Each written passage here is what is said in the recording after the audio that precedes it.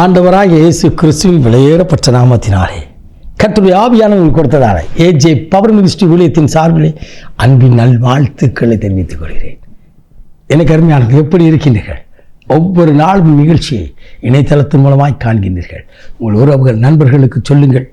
தேசமெங்கும் திருச்சபை எங்கும் தேவனுடைய வார்த்தை கடந்து போகட்டும். விசேஷித்த விதமாய் ஏஜே பவர் மினிஸ்ட்ரிக்காய் நீங்கள் ஜெபியுங்கள். நானும் உங்களுக்காக ஜெபிக்கிறேன். கர்த்தர் பெரிய காரியங்களை செய்வாராக. ஹல்லேலூயா. கர்த்தரால் ஆசீர்வதிக்கப்பட்டவர்கள் உங்களை மனதார வாழ்த்துகிறேன்.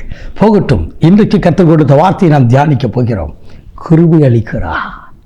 இன்றைக்கு கிருபையை கொடுக்கிறார்.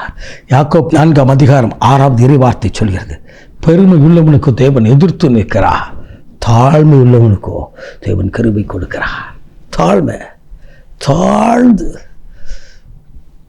அந்த காலத்து வீடுகள்லாம் பார்த்தீங்கன்னா கிராமத்தில் உள்வாசலில் போகும்போது தலைவாசலில் போகும்போது குனிந்து போவாங்க. வீடு பெருசாக இருக்கும், உள்ள முன்ன போகும்போது குனிந்து போவாங்க. இன்றைக்கு கொஞ்சம் பணம் வந்துட்டா, பதவி வந்துட்டா, படிப்பு வந்துட்டா, அதிகாரம் வந்துட்டா, கொஞ்சம் வசதி வந்துட்டா, பெருமை தன்னால் வந்துடுது. தாழ்மை இல்லை. தாழ்மை பார்க்குறது ரொம்ப அபூர்வமாக இருக்குது. தாழ்மை உள்ளவனுக்கு தேவன் கிருபை கொடுக்குறாரா? பெருமை அது நமக்கு தெரியாமல் நம்மளோட வந்து ஒட்டிடுது. நான் யார் தெரியுமா? நான் எப்படிப்பட்ட குடும்பம் தெரியுமா? எங்கள் ஊர் எந்த ஊர் தெரியுமா? ஊரை சொல்லி, பேரை சொல்லி, கோத்திரத்தை சொல்லி, என் தகப்பனார், என் தாத்தா, என்னுடைய வசதி, என்னுடைய குடும்பம், இது வரலங்க. ஆண்டவருக்கு முன்னதாக தாழ்மைப்படணும். ஆம், தாழ்மைப்படும் பொழுது அவர் கிருபை கொடுக்கிறார். கிருபை இரக்கத்தை கொடுக்கிறார். அவர் தகுதி இல்லாதவனுக்கு தகுதிப்படுத்தி கொடுப்பதுதான் கிருபை. ஹல்லேலூயா. தகுதி இல்லாத ஒரு மனுஷனுக்கு இந்த உலகம் தகுதி உள்ளவனை பார்த்து தான் கொடுக்கும், தகுதி உள்ளவனை பார்த்து தான் தேர்வு செய்யும். ஆனால் ஆண்டவரோ தகுதி இல்லாத என்னையும் உங்களையும் அவர் தேர்வு செய்து கிருபை கொடுத்து அலங்கரிக்கிறார். ஹல்லேலூயா. ஹல்லேலூயா. நல்ல கவனிங்க. இந்த பெருமை வந்துட்டு நாம் பிசாசுக்கு சொந்தமானது. அந்த பெருமை எனக்கு அருமையானவர்களே, ஏசியா தீர்க்கதரிசியின் புத்தகம் 14ஆம் அதிகாரத்தில் வாசிக்கிறோம் அல்லவா? நான் வானங்களுக்கு மேலாக ஏறுவேன், நான் நட்சத்திரங்களில் என்னுடைய சிங்காசனத்தை அமைப்பேன், வடபுறத்தில் சிங்காசனத்தை அமைப்பேன். வடபுறம் ஆராதனை தேவனுக்குரிய இடம். அது நான் அப்படி இருப்பேன், இப்படி இருப்பேன். மேலேருந்து கீழே தள்ளிட்டார். எனக்கு அருமையானது தாழ்மை இருக்கணும். அன்னை மரியாள் சொன்னார், இதோ ஆண்டவருடைய அடிமை. தேவதூதன் வந்து சொன்னார், வானதூதன் வந்து சொன்னார், நான் அனுப்பப்பட்டவன் கர்த்தரால் உனக்கு தேவனுடைய வார்த்தையை கொண்டு வந்திருக்கிறேன் சொன்னான். அன்னை மரியாள் சொன்னார், இதோ நான் ஆண்டவருடைய அடிமை, நான் ஆண்டவருடைய அடிமை.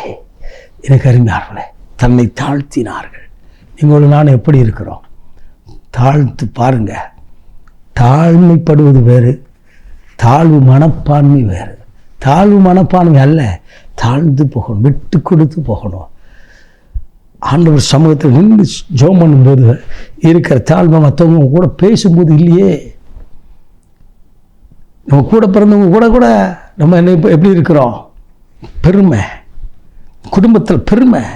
இந்த பெருமையாக இருந்தால் நம்ம வாழ்க்கையில் அழிவு தான் வரும். அதான் ஆண்டவர் சொல்கிறார்.